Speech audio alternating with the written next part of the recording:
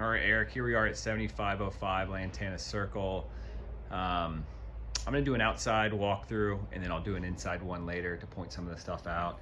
You know, minor stuff like the gutter, I mean, that's, you know, stepped on or squashed, a car probably ran over it. I mean, you know, good $2 part there. This thing here with the garage door, I don't get this at all. You know, I looked at it from the inside, meaning I opened up the garage door and looked at it. I mean, I can see the slightest bowing right about maybe here if I was to draw, you know, a laser line on it. But I mean, it's sealed up all the way through the bottom.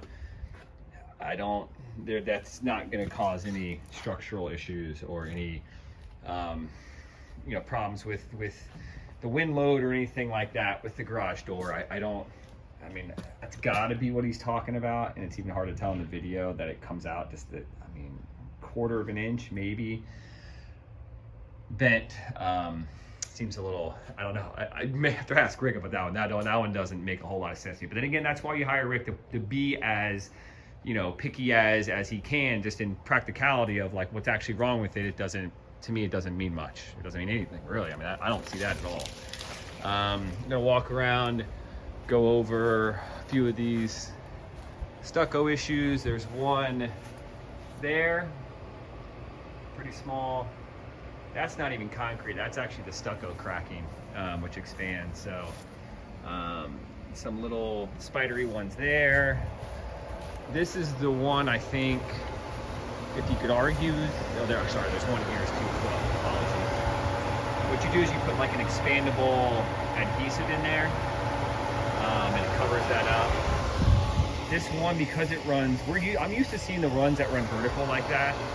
The ones that run horizontal to the slab, I think, would probably be more of a concern, because that, you know, those are the ones that I just showed you. Those are more stucco issues, right? Where this could be more where the slab runs into it. So that would be more of a telltale potential issue with the slab stuff. But these ones, I mean, you can't even get a postcard in there. I mean, that's like nothing's fitting in there, right? So I don't really know what that issue would be. Again, we'll have to ask the expert on that one, but there's no actual separation between the foundation and the stucco there.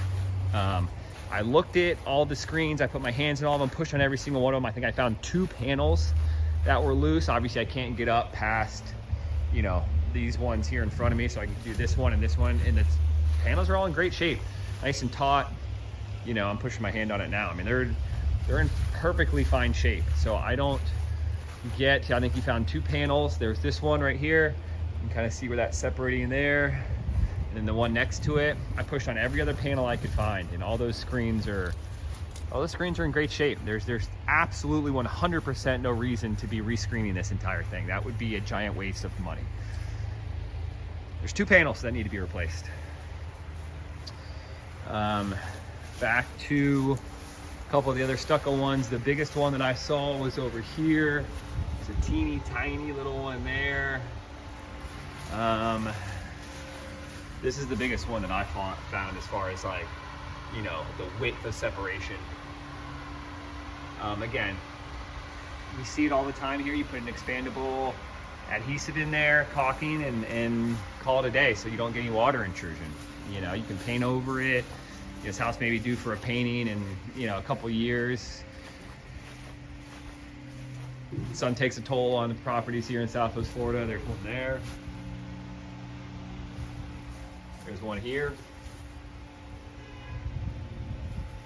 The stucco dries out and it cracks. So I don't know. It's just, to me, these are everyday things that I see.